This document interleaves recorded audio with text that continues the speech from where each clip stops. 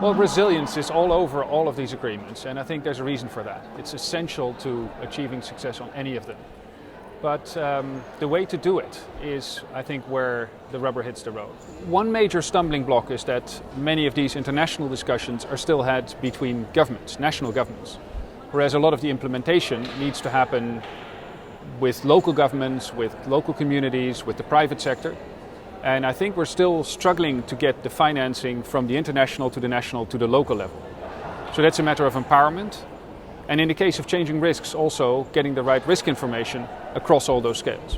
What we will see hopefully in Addis Ababa at the Financing for Development, in New York at the Summit on Sustainable Development Goals, and then in Paris, is a world coming together that first of all realizes it cannot work this out on its own as individual nation states. The future of economic progress and development is premised on our societies having social cohesion and not drifting apart and being torn apart by inequity.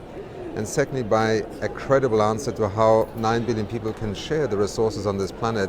At this stage, and certainly with the order that you have Addis before the UNGA, it would be on having European commitments for financing. We are concerned with the trend of increasingly using loans, which is a good financing mechanism, but there's a risk that it will actually lead to an impoverishment and to limited resources of those countries, which in the end, the users or the people in country will have to pay out of pocket. I think we need to fight to make sure that people will understand that it's not only ODA. We need to go beyond ODA. We have a remittance fund today, which is certainly 4 or 5 times more than ODA. So we need to look at domestic funding. We need to look at also how we become innovative in terms of a social insurance scheme and other. If we really take the new agenda, the SDG agenda, serious, it is even more challenging than the MDG agenda, which was not sufficient in terms of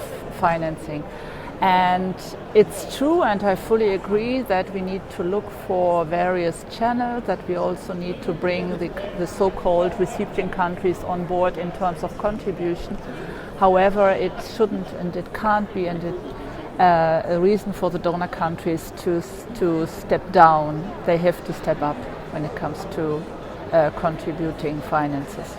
If the European Union fails in Addis Ababa in July in the Global Conference on Financing for Development, if there is no clear commitment by the EU member states more than just reaching the 0.7 by 2030, I think it will be a big disappointment for developing countries once again. But let me say that of course we need more financing. We need new innovative financing means. For instance, during my time in the Finnish government, we convinced the finance minister that all the European Union emissions trading revenues should be directed 100% to international development and climate financing.